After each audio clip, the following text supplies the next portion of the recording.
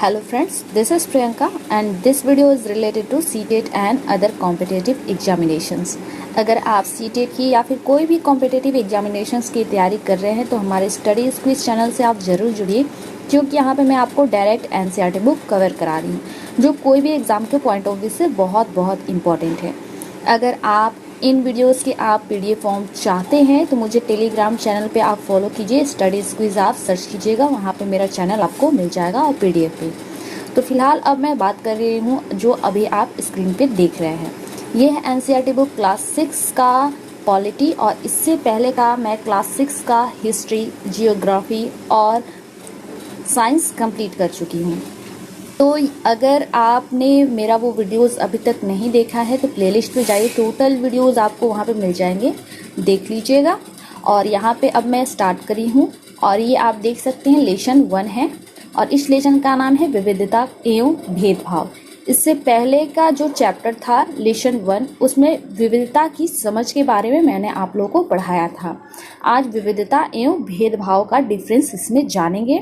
और यहाँ पे पेडागोजी सेशन से मैं पहले बता दे रही हूँ, कोई भी टेट्स की अगर आप तैयारी करें तो पेडागोजी सेशन के लिए ये चैप्टर बहुत इंपॉर्टेंट है, इसलिए एक एक लाइन को आप अच्छे से समझते जाइएगा, आपके डाउट्स क्लियर हो जाएंगे। अगर फिर भी आपके कोई डाउट्स रह जा रहे हैं तो मुझे कमेंट बॉक्स में पूछिए, मैं उसको ज़रूर बताऊँगी। तो चलिए स्टार्ट कर ले रही हूँ। सबसे पहले जो अभी आप ऊपर देख रहे हैं मैं इसे कवर कराऊंगी, इसलिए क्योंकि इसमें विविधता और भेदभाव के बारे में बताया गया है।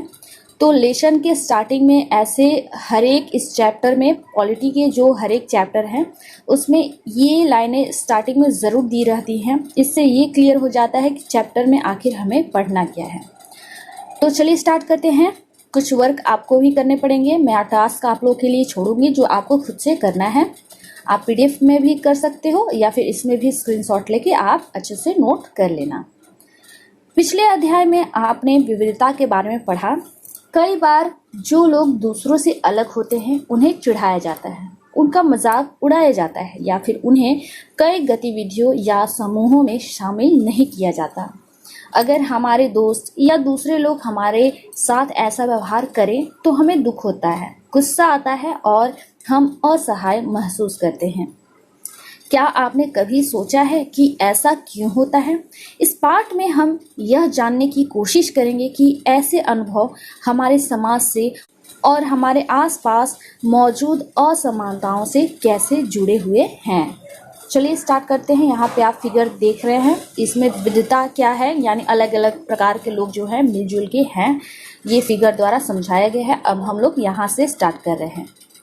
हम क्या हैं और हम कैसे हैं, यह कई चीज़ों पर निर्भर करता है। हम कैसे हैं, कौन सी भाषाएं बोलते हैं, क्या खाते हैं, क्या पहनते हैं, कौन से खेल खेलते हैं और कौन से उत्सव मनाते हैं, इन सब पर हमारे रहने की जगह के भूगोल और उसके इतिहास का असर पड़ता है। अगर आप संक्षेप में ही निम्नलिखित बिंदुओं पर ध्यान दें तो भी यह अंदाजा लग जाएगा कि भारत कितनी विविधताओं वाला देश है। संसार में 8 मुख्य धर्म हैं, इसको नोट डाउन कीजिएगा, यहाँ से आपको नोट डाउन करना है, यहाँ तक बहुत इंपॉर्टेंट है। भारत में उन 8 धर्म के अनुयायी यानी मानने वाले हैं, यानी जो लोग अपने धर्म को मानते हैं उन्हें अनुयायी कहते हैं।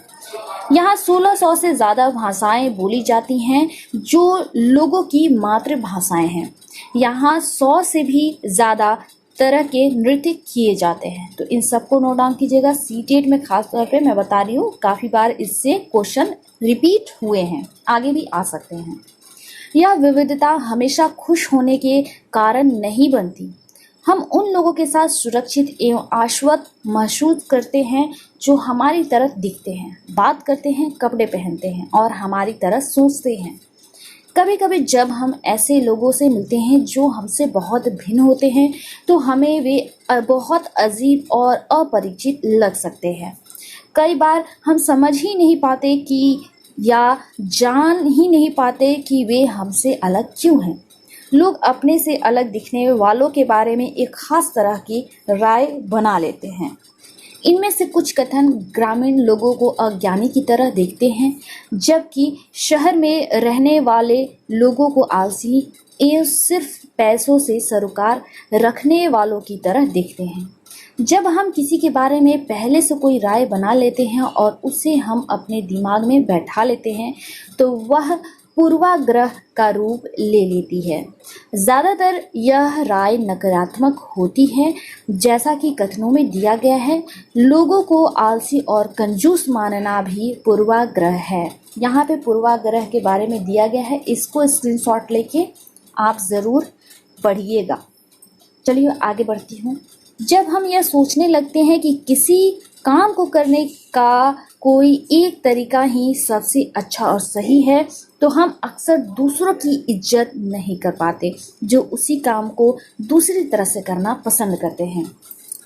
उदाहरण के लिए, अगर हम सोचें कि अंग्रेजी सबसे अच्छी भाषा है तो दूसरी भाषाएं महत्वपूर्ण नहीं हैं, तो हम अन्य भाषाओं को बहुत नकारात्मक रूप से देखेंगे। परिणाम स्वरूप हम उन लोगों को शायद इज्जत नहीं कर पाएंगे जो अंग्रेजी के अलावा अन्य भाषाएं बोलती हैं। हम कई चीज़ों के बारे में पूर्वाग्रही हो सकते हैं। लोगों के धार्मिक विश्वास, उनकी चमड़ी का रंग, जिस क्षेत्र से वे आते हैं, जिस तरह से वे बोलते हैं, जैसे कपड़े वे पहनते हैं इत्यादि। अक्सर दूसरों के बारे में बनाए गए हमारे पूर्वाग्रह इतने पक्के होते हैं कि हम उनसे दोस्ती नहीं करना चाहते। इस वजह से कई बार हमारा व्यवहार ऐसा होता है कि हम उन्हें दुख पहुंचा देते हैं। लड़के और लड़की में भेदभाव। अब भेदभाव के बारे में जान लेते हैं। पूर्वाग्रह के बारे में हम लोग जान चुके हैं, अब भेदभाव के बारे में हम लोग यहाँ पे जान लेते हैं। समाज में लड़के और लड़कियों में कई तरह के भेदभाव किया जाता है। हम सभी इस भेदभाव से परिचित हैं। एक लड़का या लड़की होने का अर्थ क्या होता है? आप में से कई लोग यह कहेंगे, हम लड़के या लड़की की तरह जन्म लेते हैं, यह तो ऐसे ही होता है। इसमें सोचने वाली क्या बात है? आइए देखें कि क्या सच्चाई यही है। नीचे दिए गए कथनों की सूची में से इस तालिका को भरिए। अपने उत्तर के कारणों पर चर्चा कीजिए। अगर आपका कोई क्लासमेट है तो साथ में बैठ के चर्चा आप लोग कर सकते हैं, नहीं तो आप इसे स्क्रीनशॉट लेके एक बार खुद से सॉल्व कर लीजिएगा। चलिए मैं आती हूँ यहाँ पे जो बोल्ड लाइनें हैं ये पूर्वाग्रह हैं, और ये जो छोटे छोटे यहाँ पे फिगर्स दी गई हैं बच्चों की, वे उनके विचार के बारे में यहाँ पे बताया गया है। तो चलिए इसको भी हम लोग देख लेते हैं, इससे हमारे पूर्वाग्रह जो है वो क्लियर हो जाएगा। लोग तरह तरह की बातें करते हैं। इस लड़के के बारे में लोग तरह तरह की बातें करते हैं। अब ये बच्चा क्या सोचता है ये भी देख लेते हैं। मैं लंगड़ाता हूँ, मेरी बोली लड़खड़ाती है, इसके अलावा और भी बहुत कुछ। कभी मैं उदास हो जाता हूँ तो कभी दुखी। लोग मेरा मजाक उड़ाते हैं, यह नई बात नहीं। अगर तुम मेरी जगह होते तो क्या करते? ये बच्चे की फीलिंग्स यहाँ पे जाहिर की गई हैं। यहाँ पे देख लेते हैं, तुम दूसरों से कितनी अलग दिखती हो। ये लोगों की पूर्वाग्रह है। अब ये बच्ची क्या सोचती है इसके बारे में देख लेते हैं। मैं एक इंसान हूँ, मुझे शर्म आती है, घूरती आंखों से मैं छिप जाना चाहती हूँ। इनकी फीलिंग को यहाँ पे दर्शाया गया है। क्या उसका दिमाग सही है? अब इसकी फीलिंग्स को हम लोग जान लेते हैं।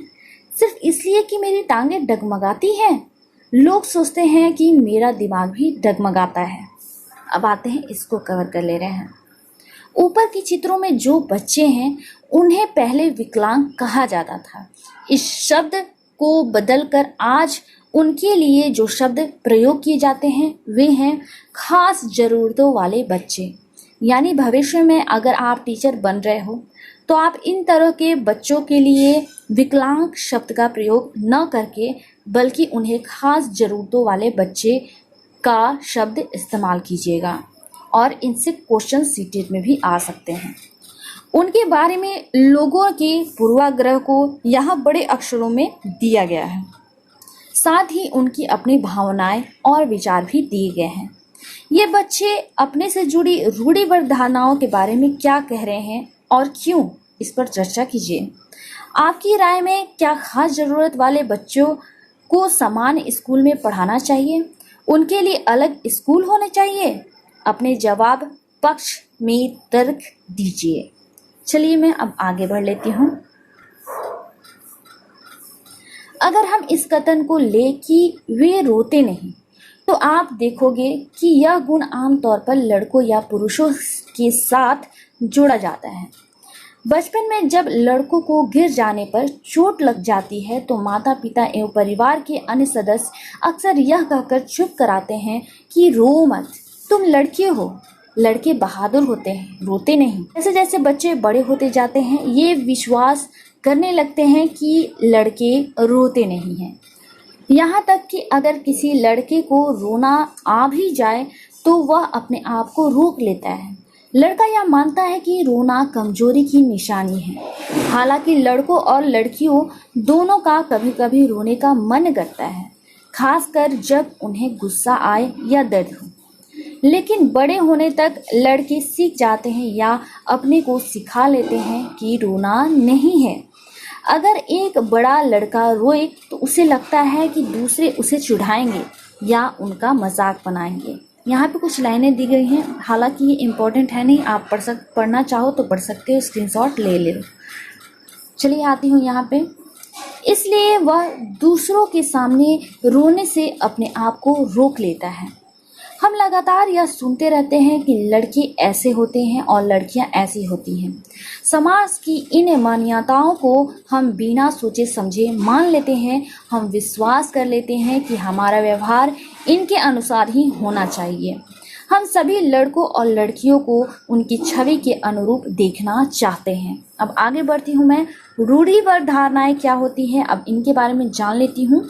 ये भी बहुत इंपॉर्टेंट है। एक एक यहाँ पे जो लाइनें दी गई हैं बहुत इंपॉर्टेंट है। इनसे क्वेश्चन लगभग टेट्स में रिपीट होते आए हैं, इसलिए एक एक पॉइंट को आप नोट करते जाइएगा।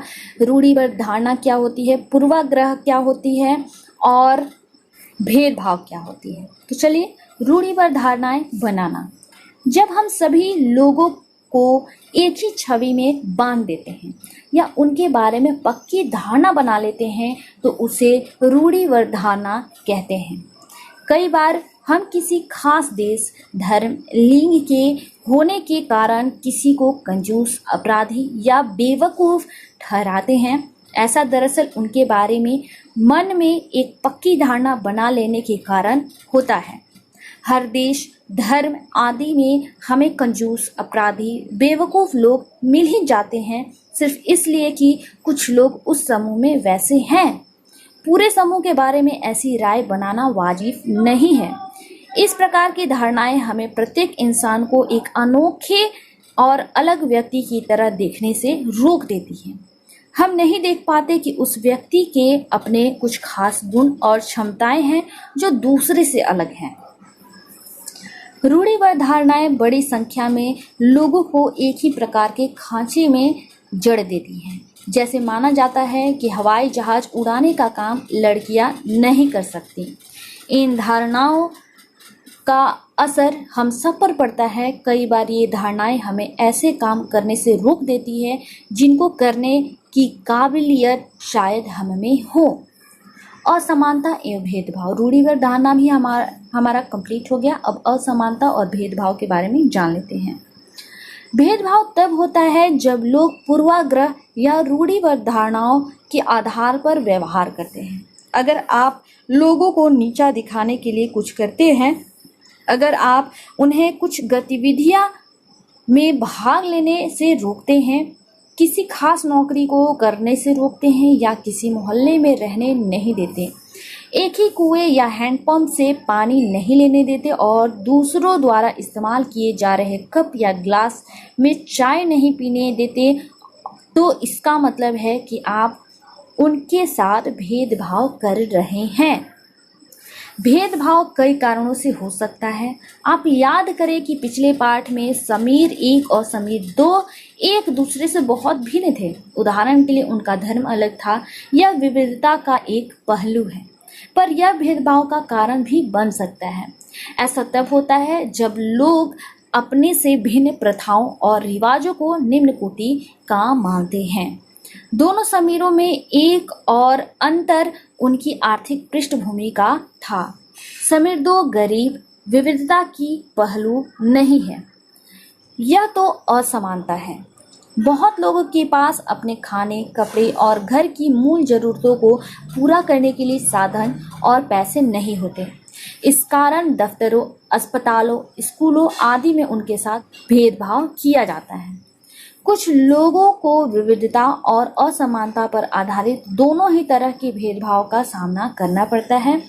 एक तो इस कारण कि वे उस समुदाय के सदस्य हैं जिनकी संस्कृति को मूल्यवान नहीं माना जाता। ऊपर से यदि वे गरीब और उनके पास अपनी जरूरतों को पूरा करने का साधन नहीं, तो इस आधार पर भी भेदभाव किया जाता है। ऐसे दोहरे भेदभाव का सामना कई जनजातीय लोगों, धार्मिक समूहों और खास तरह के लोगों को करना पड़ता है। भेदभाव का सामना करने पर अपने आजीविका चलाने के लिए लोग अलग अलग तरह के काम करते हैं, जैसे पढ़ाना, बर्तन बनाना, मछली पकड़ना, बढ़ईगिरी, खेती और बुनाई इत्यादि। लेकिन कुछ कामों को दूसरों के मुकाबले अधिक महत्वपूर्ण माना जाता है, जैसे सफाई करना, कपड़े धोना, बाल काटना, कचरा उठाना जैसे कामों को समाज में कम महत्व माना जाता है। इसलिए जो लोग इन कामों को करते हैं उनको गंदा और अपवित्र माना जाता है। यह जाति व्यवस्था का एक बड़ा ही महत्वपूर्ण पहलू है। जाति व्यवस्था में लोगों के समूहों को एक तरह की सीढ़ी के रूप में रखा गया, जिनमें एक जाति दूसरी जाति के ऊपर या नीचे थी।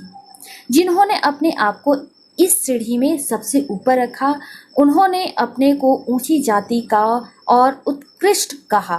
जिन समूहों को इस सीढ़ी के तले में रखा गया, उन्हें अछूत और अयोग्य कहा गया। जाति प्रथा के नियम एकदम निश्चित हैं। इन अछूतों को दिए गए काम के अलावा और कोई काम करने की इजाजत नहीं थी। उदाहरण के लिए, कुछ समूहों को सिर्फ कचरा उठाने और मरे हुए जानवरों को गांव से हटाने की इजाजत थी। उन्हें ऊंची जाति के लोगों के घर में घुसने, गांव के कुएं से पानी लेने और यहाँ तक कि मंदिर में घुसने की भी इजाजत नहीं थी। उनके बच्चे दूसरे जाति के बच्चों के साथ स्कूल में बैठ नहीं सकते थे। इस तरह ऊंची जाति के लोगों को जो अधिकार हासिल था, उससे उन्होंने तथाकथित अछूतों को वंचित रखा। रूढ़िबद्ध धारणाओं एवं भेदभाव में क्या अंतर है? आपके अनुसार जिस व्यक्ति के साथ भेदभाव होता है उसे कैसा महसूस होता होगा? फील करके आप समझ सकते हो। मैंने ऊपर कुछ पॉइंट्स छोड़े थे जिसको मैं छोटा कर दे रही हूँ। आप इससे स्क्रीनशॉट लेके अच्छे से पढ़ लीजिएगा, लेकिन एक एक पॉइंट को अगर क्लियर करना है पढ़िएगा ज़रूर। ये यहाँ पे मुसलमानों के बारे में कुछ बात की गई है जो यहाँ पे दिया गया है। स्क्रीनशॉट लेके आप पढ़ लीजिएगा प्लीज़, ये मेरा रिक्वेस्ट है। यहाँ पे भी आप इसे रिक्वेस्ट मेरा समझिए और इसे स्क्रीनशॉट लेके ज़रूर पढ़िएगा, बहुत इंपॉर्टेंट है एग्जाम के पॉइंट ऑफ व्यू से। चलिए आती हूँ मैं नीचे। यहाँ पे देख सकते हैं, जाति के आधार पर कक्षा में किसी बच्चे को दूसरे बच्चों से अलग बैठाना भेदभाव का एक रूप है। यहाँ पे देख सकते हैं बाकी बच्चे आगे पढ़ रहे हैं, 2 बच्चे पीछे बैठे पढ़ रहे हैं। यहाँ पे भी डॉक्टर भीमराव अंबेडकर की यहाँ पे स्टोरी दी गई है, बहुत इंपॉर्टेंट है। यहाँ पे स्टार लगा लीजिएगा। इसे मैं बिल्कुल छोटा कर दे रही हूँ। स्क्रीनशॉट लेके पढ़ सकते हो या फिर मुझे टेलीग्राम चैनल पे फॉलो करके वहाँ से आप PDF डाउनलोड करके और पढ़ सकते हो। चलिए मैं बढ़ती हूँ आगे। ये आप लोग का टास्क है, समझिएगा। आज का आप लोग का होमवर्क है और इसे आप समझ के और ज़रूर पढ़िएगा। अगले पृष्ठ पर हम यह देखेंगे कि कैसे भारत की एक मशहूर हस्ती को भेदभाव का सामना करना पड़ा। यह भाग हमें यह समझने में मदद करेगा कि कैसे जाति के तहत बहुत बड़ी संख्या में लोग भेदभाव का शिकार हुए। भारत के एक महान नेता डॉक्टर भीमराव अंबेडकर ने जाति व्यवस्था पर आधारित भेदभाव के अपने अनुभवों के बारे में लिखा। यह अनुभव उनको 1901 में हुआ था, जब वे केवल 9 साल के थे। वे महाराष्ट्र में कोरेगांव में अपने भाइयों के साथ पिता से मिलने गए। बड़ी देर इंतजार किया पर कोई नहीं आया। 1 घंटा बीत गया तो स्टेशन मास्टर पूछने आ गए। उन्होंने हमसे हमारे टिकट मांगे जो हमने दिखा दिया। उन्होंने पूछा कि हम वहाँ क्यों रुके हुए थे। हमने बताया कि हमें कोरेगांव जाना था और हम पिताजी या उनके नौकर के आने का इंतज़ार कर रहे हैं, लेकिन दोनों में से कोई भी नहीं पहुंच पाया था और हमें पता नहीं था कि कोरेगांव कैसे पहुंचते हैं। हमने बहुत अच्छे कपड़े पहन रखे थे। हमारे कपड़ों और बोली से कोई भी यह अंदाज़ा नहीं लगा सकता था कि हम अछूत के बच्चे थे। निश्चय ही स्टेशन मास्टर को यह लगा कि हम ब्राह्मण के बच्चे हैं और वे हमारी मुश्किल को देखकर बड़े परेशान हुए, जैसा कि हिंदुओं में होता ही है। स्टेशन मास्टर ने हमसे पूछा कि हम कौन हैं। बिना एक पल भी सोचे मेरे मुंह से निकल गया कि हम महार हैं। बम्बई प्रांत में महार समुदाय को अछूत माना जाता है, ये भी नोट डाउन कर लीजिएगा। उनको एकदम से धक्का लगा, वे बहुत चक्के रह गए। उनके चेहरे पर अचानक परिवर्तन हुआ। हमने देख लिया कि एक अजीब सी घृणा की भावना उन पर हावी हो रही थी। उन्होंने जैसे ही मेरा जवाब सुना, वे अपने कमरे में वापस चले गए और हम वहीं के वहीं खड़े रह गए। 15-20 मिनट बीत गए। सूरज बिल्कुल छिप गया था। पिताजी आए नहीं थे और न ही उनका नौकर। अब स्टेशन मास्टर भी हमें छोड़कर चले गए थे। हम काफ़ी घबराए हुए थे। यात्रा के शुरू में जो खुशी और उत्साह की भावना थी, उसकी जगह अब अत्यधिक उदासी ने ले ली थी। आधे घंटे बाद स्टेशन मास्टर लौटकर आए तो पूछा कि हम क्या करने की सोच रहे हैं। हमने कहा कि अगर हमें किराए पर एक बैलगाड़ी मिल जाती तो हम कोरेगांव जा सकते थे। अगर कोरेगांव ज़्यादा दूर नहीं है तो हम फौरन निकलना चाहते थे।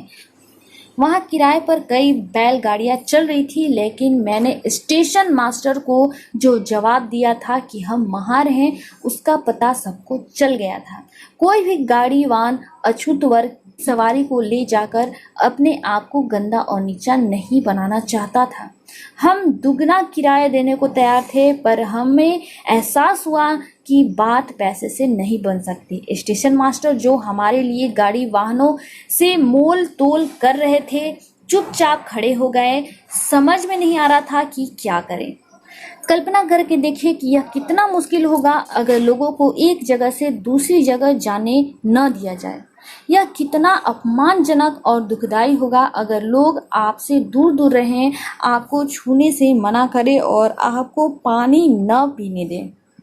यह छोटी सी घटना दिखाती है कि कैसे गाड़ी से एक से दूसरे जगह जाने के साधारण काम की सुविधा भी इन बच्चों के पास नहीं थी, जबकि वे पैसा दे सकते थे।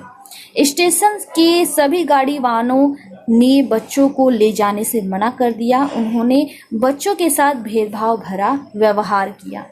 इस कहानी से अब बिल्कुल साफ है कि जाति पर आधारित भेदभाव न केवल दलितों को कई गतिविधियों से वंचित रखता है, बल्कि वह उन्हें आदर और सम्मान भी नहीं मिलने देता जो दूसरे को मिलता है। समानता के लिए संघर्ष, अब इसके बारे में जान लेते हैं। ब्रिटिश शासन से आज़ादी पाने के लिए जो संघर्ष किया गया था, उनमें समानता के व्यवहार के लिए किया गया संघर्ष भी शामिल था। दलितों, औरतों, जनजातीय लोगों और किसानों ने अपने जीवन में जिस गैर बराबरी का अनुभव किया, उसके खिलाफ उन्होंने लड़ाई लड़ी। जैसा कि पहले भी बात हुई, बहुत सारे दलितों ने संगठित होकर मंदिर में प्रवेश पाने के लिए संघर्ष किया। महिलाओं ने मांग की कि जैसे पुरुषों के पास शिक्षा का अधिकार है, वैसे उन्हें भी अधिकार मिले।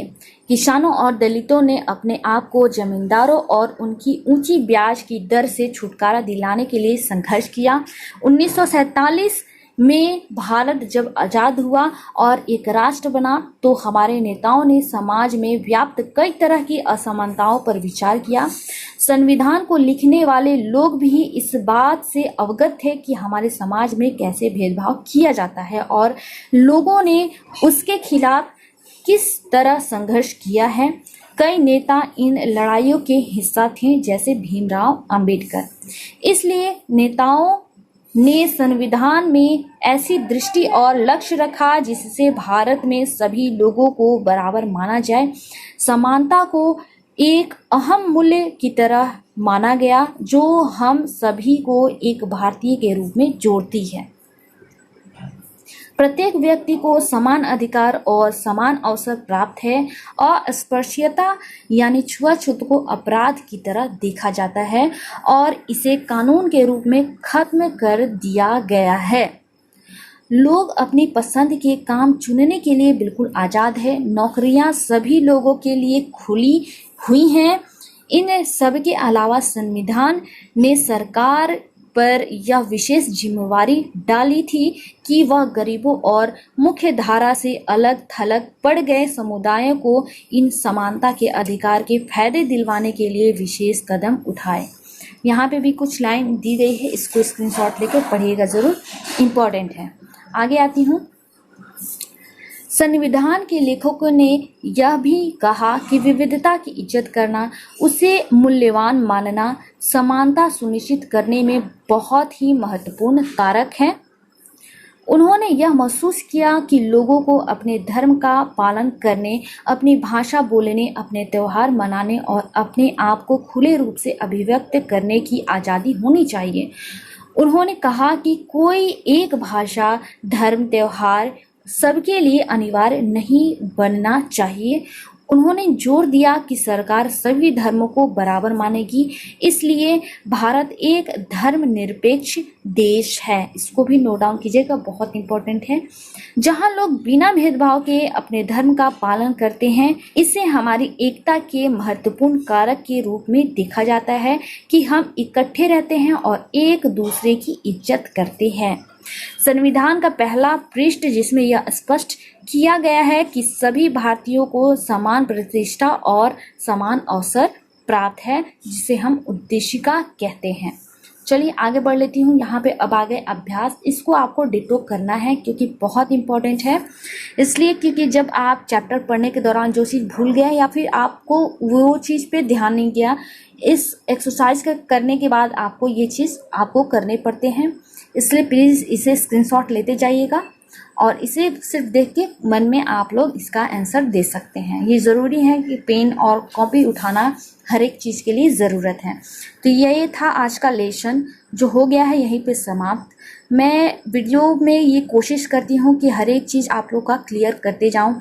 अगर इस पर भी अगर आप लोग का कोई डाउट रह जाता है तो मुझे कमेंट बॉक्स में पूछना मत भूलिएगा। तो ये चैप्टर होता है यहीं पे समाप्त। मिलती हूँ नए वीडियो में नई जानकारी के साथ। धन्यवाद।